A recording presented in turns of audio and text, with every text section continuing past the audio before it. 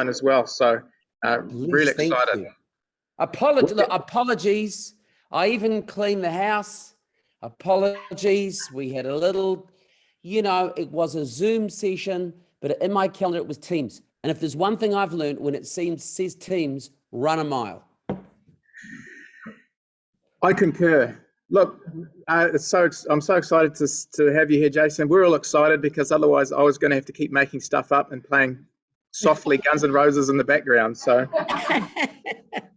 let me get away with an introduction, and I don't want to reinvent the wheel. I heard this fantastic introduction for Jason when I was doing some research. And when I say research, we mean Google, right? But there's this guys that do a YouTube podcast. Their names are Brian Horseman and Joe Hortai, and their YouTube is Epic Aotearoa. Yeah. And they did this fantastic intro, and I thought, I'm just going to completely plagiarize it, but I'll name drop them. So here you go. Jason Gunn, who needs no introduction, whose name and reputation is synonymous with family, fun, and laughter, well, okay. As well as sincerity, care, and authenticity, humor, inspiration, and community. He's been in the television and radio industry for more than 30 years. And to me, the only thing that looks like it's changed on him is the color of his hair. He's won multiple Best Presenter awards, deservedly so, which is a result of dedication to his craft and his service to people. He runs a highly successful production and facilities company called Whitebait Media. He has an outstanding resume, which is longer than the Old and New Testament combined. He is a living and passionate family man who is committed and dedicated to seeing others succeed, performance coach and communication expert and founder of Easily Said. Jason, welcome. Wow. You know what? I have never heard that introduction before. Thank you. I haven't. Wow. I mean, when I hear that stuff, I'm humbled, and I'm also tempted to end the call now because, it can only be downhill after that, can't it? Really? Very humble, very humble. Can we give Jason a clap in here? I want to see if you can hear a round of applause. Oh God, I can. Okay, thank you. That's so. And look, thank you for your patience this morning as well. Thank you. It's a real pleasure to have you, Jason. And I thought what we'll do is we've got about, 20, 25 minutes. I'll have a direct interview, dig deep, try and extract some gold nuggets from you. And then we're going to have a bit of live Q&A, either from our live, I'm going to say live studio audience, but it's not actually a studio, live audience and our online audience as well. So why don't you kick us off? I know you talked about last night, everyone remembers you for Thingy, your history, how that started. Tell us how you got in this industry back in the day. Oh, yes, well, many years ago now. I always say to people, school was an interesting time for me. My brother, smart as, he just ripped through school. And then, of course, the school made the mistake of thinking, here comes Andrew Gunn's brother. He'll be the same. Oh, God, no. He was different. So I struggled with school a bit in terms of, just maintaining focus. I worked out later, it wasn't entirely my fault. I worked out a lot of my teachers were not great storytellers, it turns out. They had lots of information, but I don't believe we're great storytellers, so I didn't lean into their facts and figures. I got out of school and there was an ad in the paper. How old school is that? Wanting TV presenters. I had sent several letters to TVNZ in the past. They had ignored all of them. So I thought, finally, here is an invitation from TVNZ actually saying we need presenters. So I was still 18 and I applied. And at the end of this weekend course, they said, we're going to give you a short job in children's television. And here we are. So it was great. Thingy, as you mentioned, bless him, he had just been invented and hatched out of the egg. So I sort of arrived on the scene just after him. But they were just the best of days. I call children's television the poorest in terms of, if you want to make money, steer clear, but the richest in terms of, if you really want to fill your soul, if you really want to connect with people, this is the one. You know, it doesn't get the budgets of your news and your sports and your current affairs, but boy, oh boy, it just, the kids you meet, the families you meet, unbelievable. It reminds me of the movie that came out on Mr. Rogers recently. Have you seen that? I have actually seen that. You know what? And, you know, I really enjoyed it. I'd seen a bit of him over the years. You know, I think something that, and I wouldn't, oh my goodness, I wouldn't claim to be half the presenter he is, but I guess something, you know, him and I both shared was connection, which is what I teach my clients now when they're forced to talk to a camera. And that is, it's, you know, you're trying to talk to one person on the other side of the lens. You know, I'm never talking to, hello, everyone. How's everyone doing? Hi, good to see you all. I mean, I try and imagine there's one person watching. In some of the shows I've made over the years, there may have only been one person watching, to be honest. So I don't know. But oh boy, let's not talk about Treasure Island. But anyway, we all make mistakes. We all make mistakes. So you just try and talk to one person. And in children's television, I learned the power of that, because I remember it was a Monday or Tuesday early on in the week, and I was going past the camera and I was like, oh, hey, whoa, hey, let me just say something. I don't know what you've done with your hair, but it is unbelievable. Do not stop doing that. Seriously, you look great. And then we got on with the show. That was on like a Monday or a Tuesday. On a Friday, we got about 1,200 letters. Now, for some of the younger people listening, that is a process where someone writes on paper. You're thinking, what is a letter? We got about 1,200 letters, and they all said the same thing. Jason Gunn, do you live in my television? Because how do you know that I've had a haircut? And I just thought it was the most beautiful thing, and the reminder that people want to believe you are only ever talking to them. So that's the most crucial thing I learned in children's TV, basically. It's a fantastic example and story. Jason, just quickly, in the last 30 years, if you could chunk it up in like 5-year chunks, what have you been doing since the days of Thingy that's led you to where you are now? Well, yeah, well, then children's television, you know, sadly came to an end. I didn't want it to, but they were all about, you need to go on and do primetime stuff. Children's television is primetime, you schmucks. But anyway, we went on and made with shows. We went on and make some were good. Hey, look, some were great, you know. But then it got to a stage where I think there was a whole era of family TV, like McDonald's Young Entertainers, and I'm trying to think then. Oh, and you know what? And then there was this whole era where Jason Gunn, I talk about myself in third person, it's fun. Jason Gunn appeared on possibly too much television. Even my mother said, oh, not you again. And you know you're in trouble when your own mother is saying this, and not some angry person at the TV guide, though they were as well. I think I was on Wheel of Fortune, The Rich List, and Dancing with the Stars. And at one stage, I'd say, good evening, and have to double check which show I was on. So there was a really busy, like 5, 6, 7 years of my life there. And then I sort of paused from television and I got into radio, which I kind of enjoyed for a bit, and then really hated towards the end. It just got really average. I just thought we were... Just on radio, yeah. Sorry, I just remembered one of my colleagues, Mark Bunting, said to give you his best regards.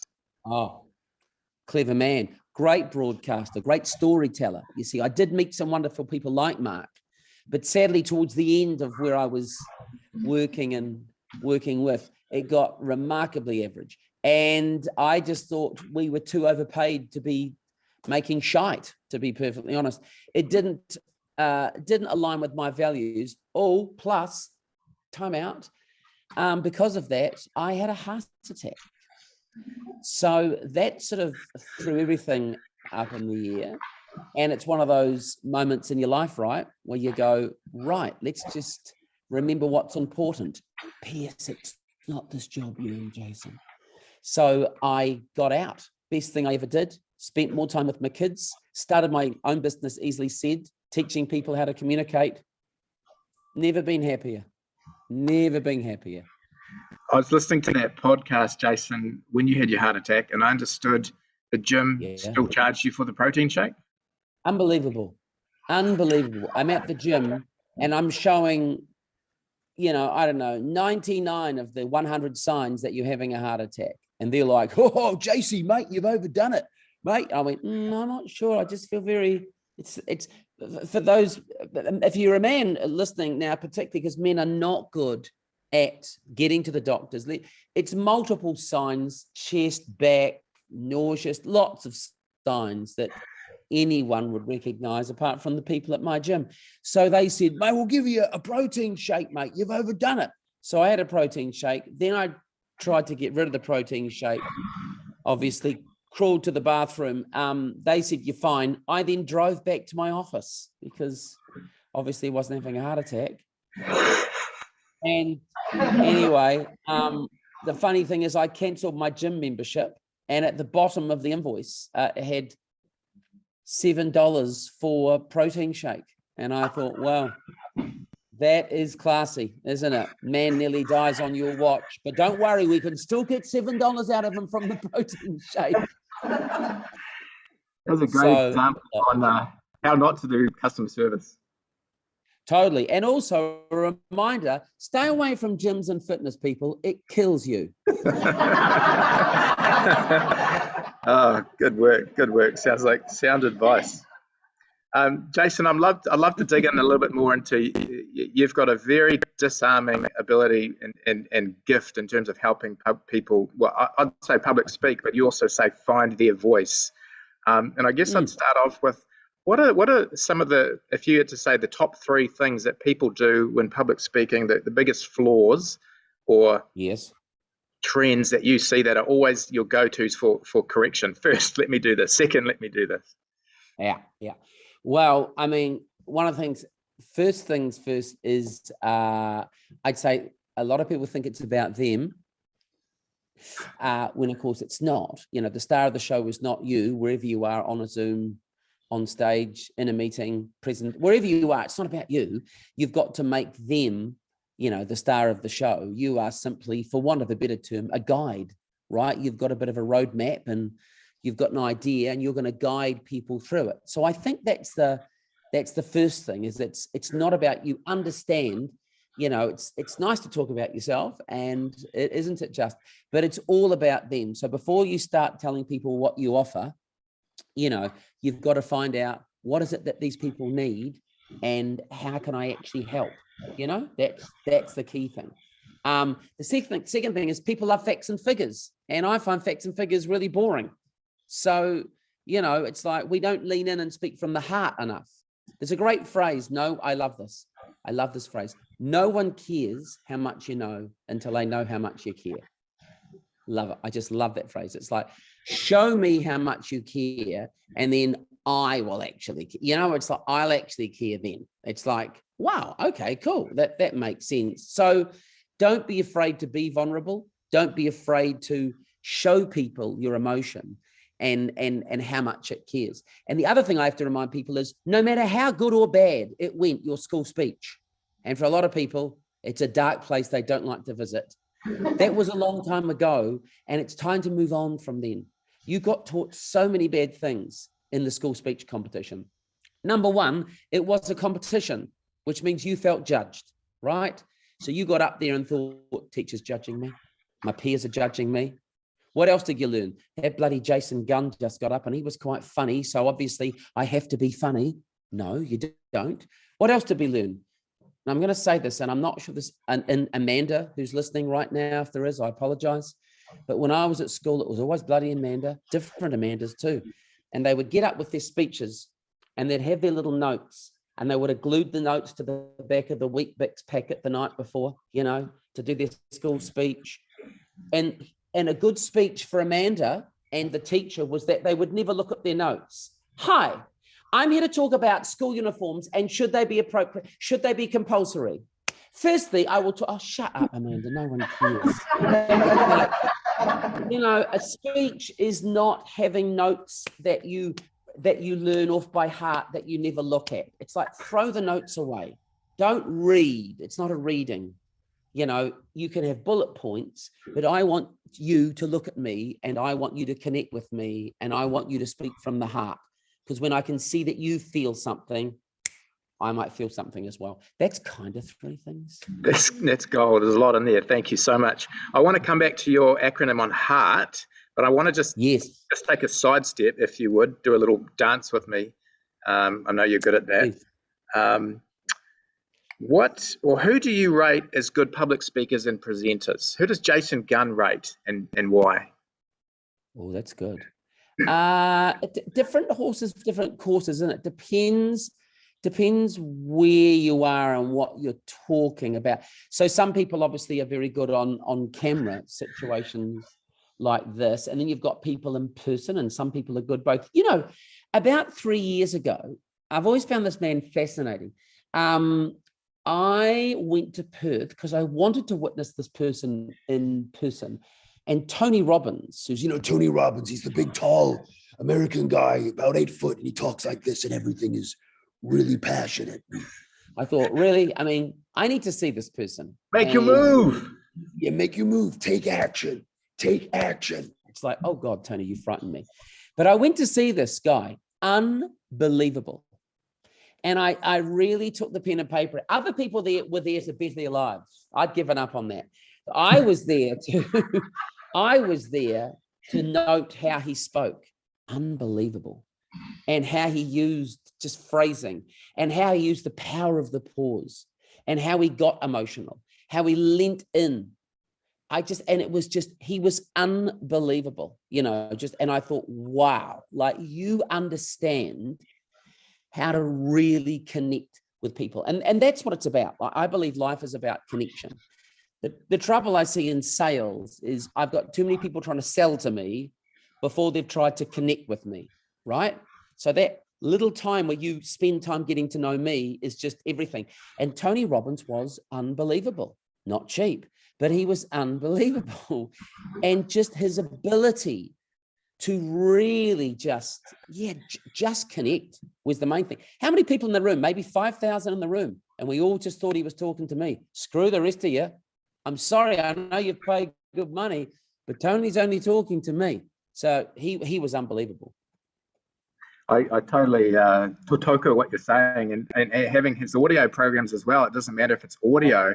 He actually spoils you for other listeners because he's so engaging and takes you on that journey. He does, yeah. Okay, here's one for you before we go back to heart. Heart.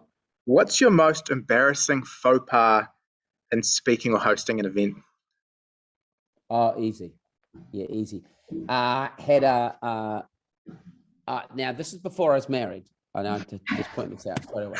I had a speech I was giving, and I had a lapel microphone, the way where they clip on with a little thing pack you wear on the back of your pants or on a belt. And anyway, I was a single young man, and I got out there, and there was a woman speaking after me, and I just met her, and I was like, and she was very clever. She was a very clever woman, and she was also stunning, beautiful. And which is fine, that's not a problem, until Jason in the rehearsal goes to the bathroom and does not turn his the microphone off, the little lapel. And Jason's in there going, "Oh my God, what a..." And I'm not a blokey bloke, so even when I'm in a men's urinal, I do not talk about women in a derogatory term. But it was just like, "Oh my God, how hot? Oh my God, how hot is that woman? Oh my God, seriously. Oh my God, like seriously. Am I right? Like seriously, chances of me asking that woman out and her saying, yes, 0 to 10, go. Thoughts, what do we think? Oh God. And it just went on and on. And do you know what? People came into the room to continue the conversation with me, knowing that it was out there where she was listening. Anyone could have run in and said, shut up. They didn't. They were like, so tell me more about this gorgeous woman. Tell me more. Tell me what is it you like about her? Well, I'll tell you something. And I was like, oh God. We actually went out for 3 years. So there's a story. She actually, and then she dumped me for a pilot, but he lost his job in COVID, so suck egg. So it all works. It all comes around. It all comes around, doesn't it? Gold. True Yeah, story. I've got to wipe the story. tears away from my eyes. It's very True story. funny. Jason, let's go back to heart. I don't know why I'm saying it Yes. like that either. We can say heart. Maybe it's a Tony Robbins thing. You've got me all excited. Make your move. Well, tell us about the acronym. Well, because I had the heart attack, remember the protein shake, you know, so heart that's just everything to me, right? Just like, and when I talk about speaking and, you know, I'll talk to clients and they're making videos or they're just talking about all sorts of things. And I'm not engaged in their conversation because they haven't put enough heart into it. So heart is everything to me. And I came up with this. It's like it's an acronym. So we take the word heart, so it's easy to remember, and each letter stands for something. Let's crack through it. The H, bit of a cheat. The H does stand for heart. So like I said earlier, it's about putting everything into your talk and presentation from here. Facts and figures are great. Facts and figures, we forget. You know, we just forget. We have so many people selling us, oh God, trying to get us into their sales funnel, trying to tell us this and tell us about themselves and tell us what they do. And there's no heart in it, right? And as soon as we speak from the heart and we slow down and we say what we mean and we mean what we say, you know, then all of a sudden a connection happens. So heart is everything. The E is for empathy, right? Understand where whoever you're talking to is at. If you're talking to a lot of people in a business, you know, what have they been through? Like, is this a good time for them? Is it a bad time? Understand. If they're up against the wall and you're like, isn't life great? They're like, shut the hell up, because it's not. You need to understand where they are at and come in there. They want you to be on the same page. They want you to be empathetic, right? So understand where they're at, understand what their problem is, and then we can work on how you can fix it for them. A is for authenticity, right? Be yourself, please. Don't try and be Tony Robbins. Don't try and, if you're making content, there's a guy on video online called Gary Vaynerchuk, Gary V. Unbelievable guy. Don't try and be Gary V. He's someone else. Gary V says, you know, you should be making like, you know, 10, 11 pieces of content every day. No, you shouldn't. You're a New Zealander. Don't do that. You'll look silly. You should be making one bit of content that's good every couple, maybe once a day. That would be a great goal. Be authentic, be you, because you have stories and you have things that have happened to you that have only ever happened to you, right? So it's like, don't be anybody else. Just be you. If you try and be somebody else and it turns to shite, like, I don't know, you're late for your Zoom meeting, then if you're trying to be somebody else, honestly, that will just slowly fall away and it will be great to watch. R is the biggest one. R is for reassurance, right? Reassurance is everything. Right now, you know, and particularly during COVID, I'd be online, I'd be talking to people, and it would all be about me reassuring them it's going to be okay. I don't like speaking. I can help. Seriously, it's fine. I don't know what my story is. I can help you. Yeah, but there's lots of people doing what I do. We'll find your point of difference. You know, we just got to get you showing people how much you care. Let's come up with a roadmap together. And then with this roadmap, we are going to smash it. You know, there's people who come and go. There's always some new thing. Currently, everybody's talking about online courses and seminars and doing all sorts, you know, and I'm like, okay, just slow down. I'm just there to reassure you that whatever you're selling is a great thing. We just need to find the best way for you to go about doing it. And T is great. It's a bit of a cheat as well. T, tell me a story. Storytelling is everything, right?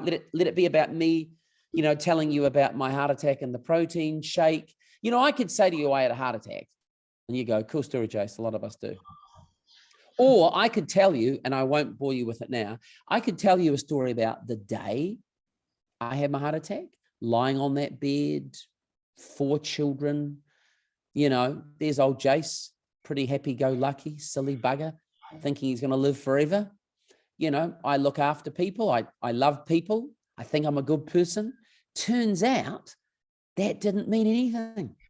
I'm just lying on a hospital bed. The surgeon says to me, I just need 60 seconds to see how bad this is. 60 seconds, long time. You take yourself to a dark place in 60 seconds. In that 60 seconds, you think about your 4 kids, you think about the 4 weddings that you want to be at, the speeches you want to give, and you think in that 60 seconds, what if I'm not going to be there? What if it stops today? So, you know, it was a real eye-opening, obviously life-changing event. And I tell you that story because I want to, for a moment, take you there, and maybe if you've got beautiful children or not, just think about everything for a moment. Think about this day and think about your priorities and think about, well, it would be good to get that done, but it would also be good to get quality time with my kids.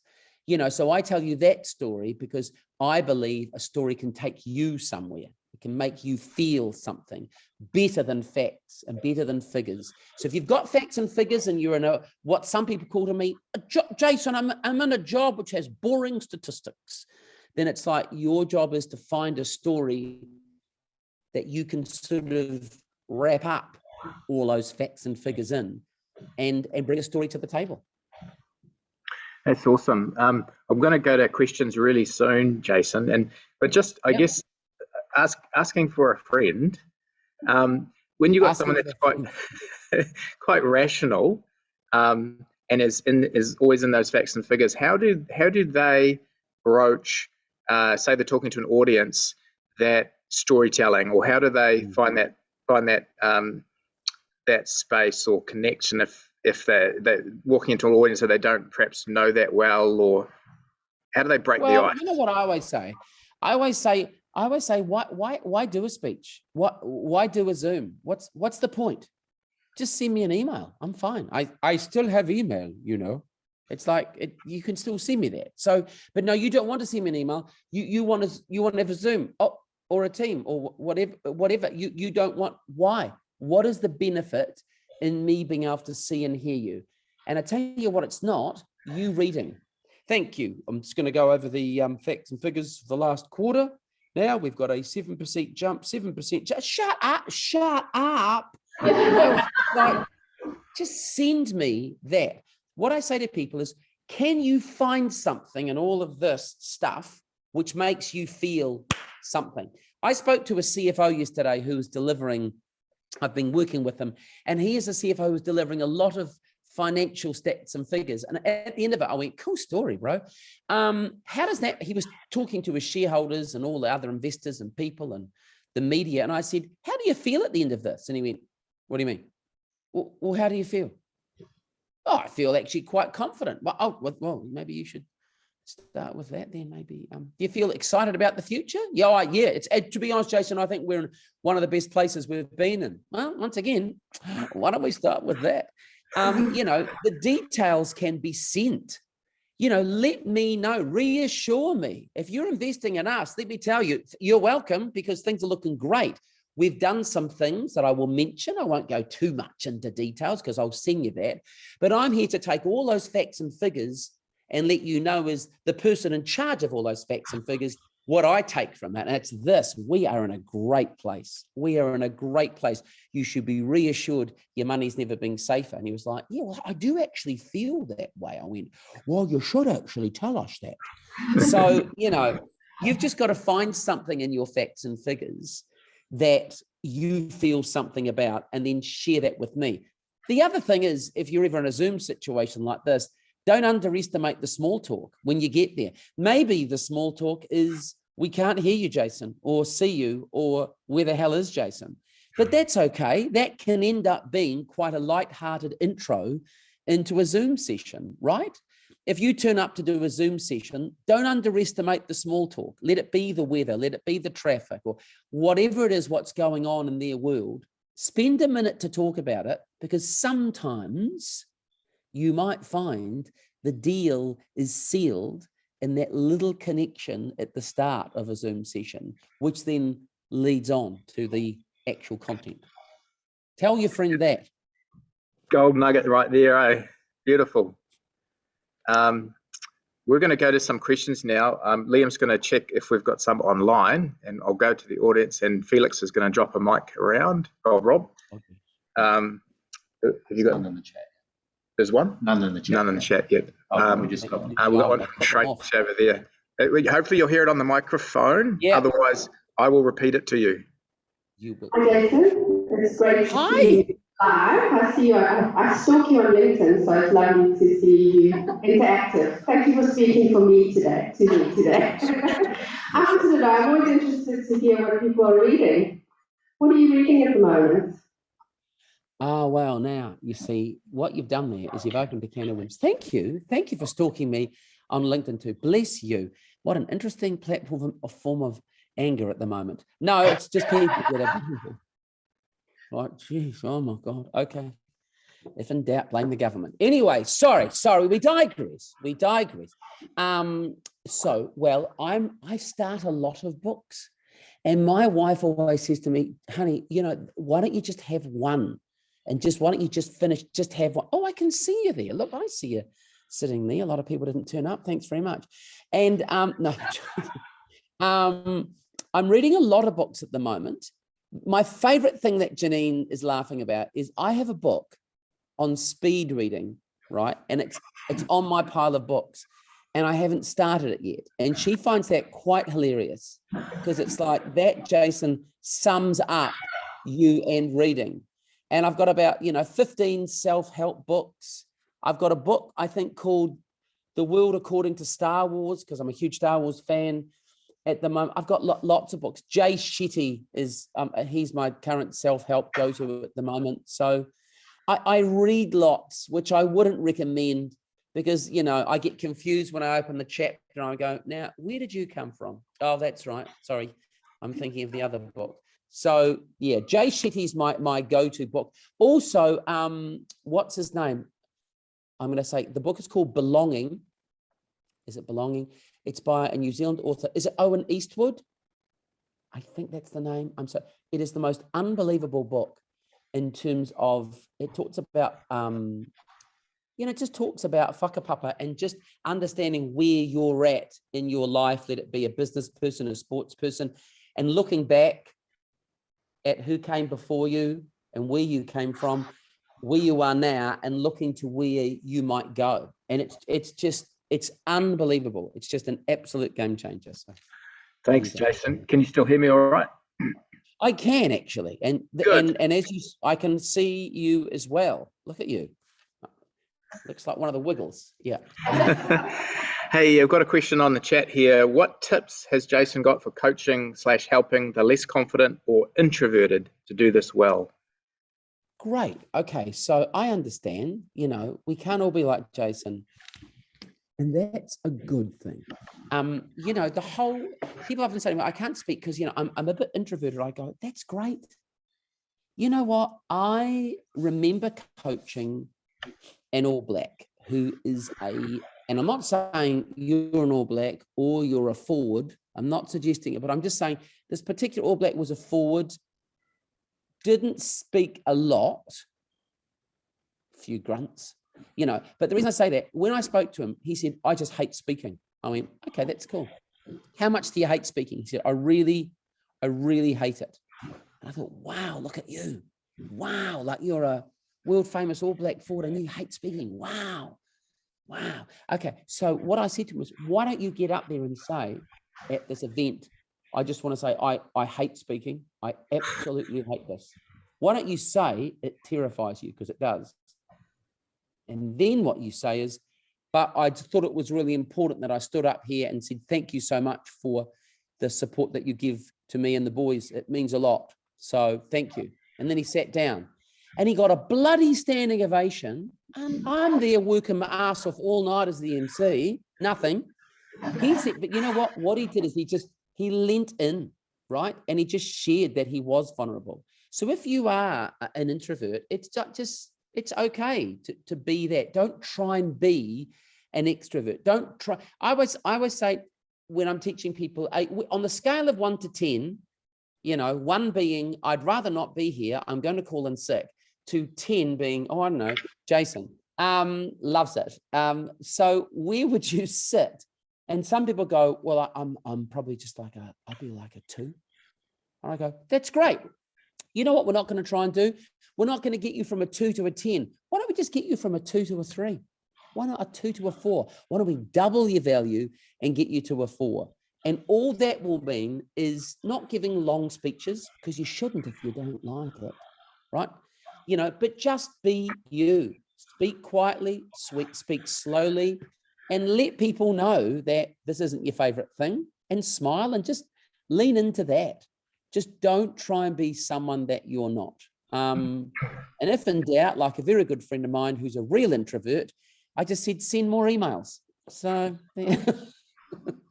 But no, just be you, please. Just be you. That's the main thing. Don't try and be funny, or, you know, that if you're not. I always say you're not supposed to be a different person when you speak. You know, it's like we need to see you, warts and all. So just be you. All right, thanks, Jason. We've got another question from the live studio audience. Hello, yes. Don't sound so loud. I just got a question, probably leading in from your last answer around public speaking as well. I gave a very small speech on the weekend to what I perceived to be a very hostile crowd due to the response that the person before me got, which made me even more terrified than what I would normally be. And now I was in a room of 150 people, and they've said you need to do it again to 500 people. But I'm a little bit traumatized from the last one. So what advice do you have in regards to staying calm, being able to deliver well? It wasn't what I said was necessarily bad, but the delivery was pretty bad, I thought. Now, great question. Your nerves and being able to project your voice and being confident even if you're not confident in the inside. Yeah.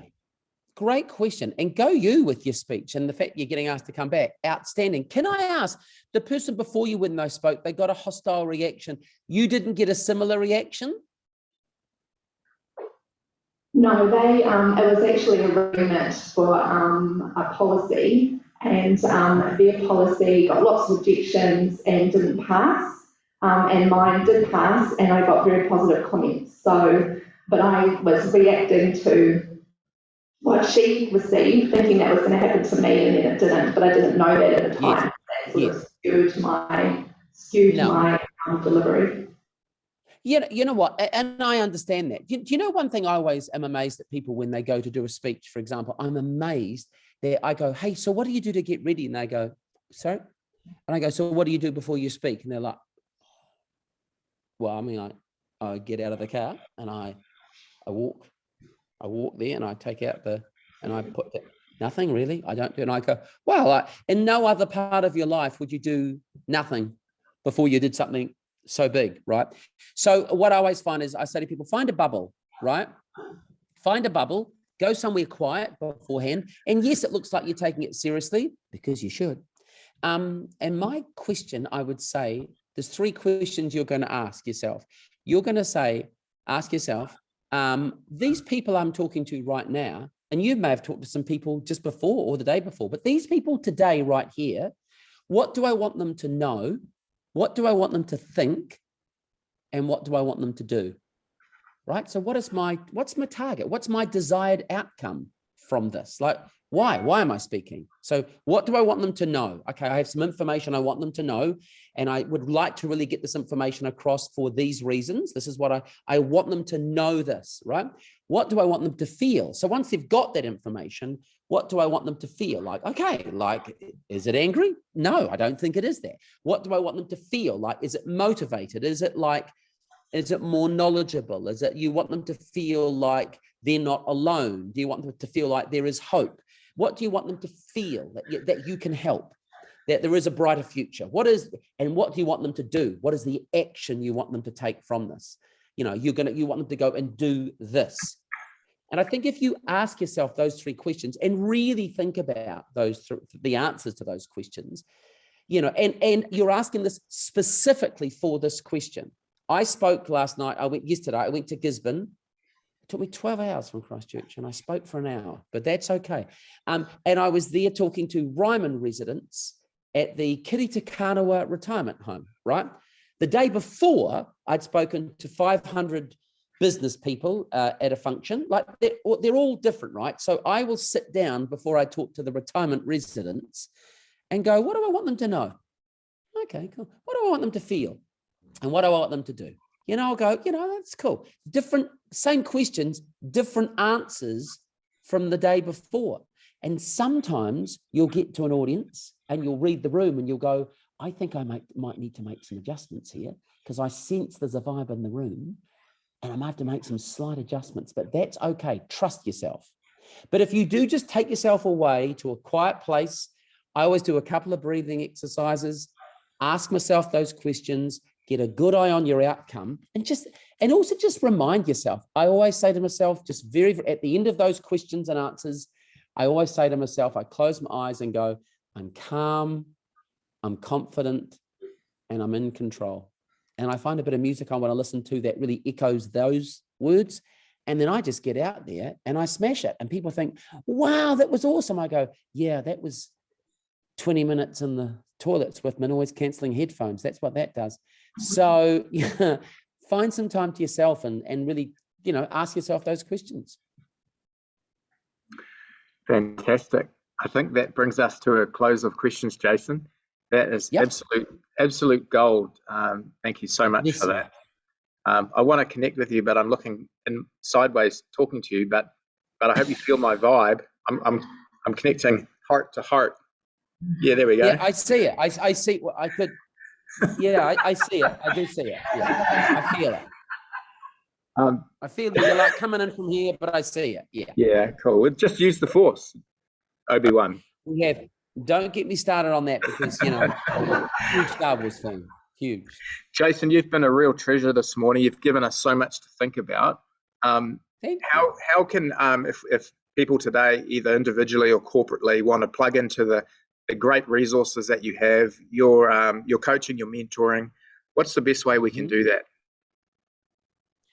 Look, the best way would be to email me, jace@easilysaid.co.nz. Look, as you said, look, there are courses. I do a lot of one-on-one, a lot of teamwork as well. I come to you, or we can go online. But the thing is, I know it gets overused, but that bespoke word, I make it work for you. So whatever you need in terms of communicating, maybe it's to your own people, right? Because that internal communication, how important is that? Maybe it's trying to get everybody on the same page from senior management right down to everybody there. Or maybe you're talking to clients and maybe you've got people on Zoom who haven't quite worked out where the camera is yet. And it's just not really working for them. I can help you as well. I've spent a few years in front of the camera. So yeah. I'd love to help. jace@easilysaid.co.nz. That'd be awesome. You are a true legend and a gentleman, Jason. It's been absolute pleasure.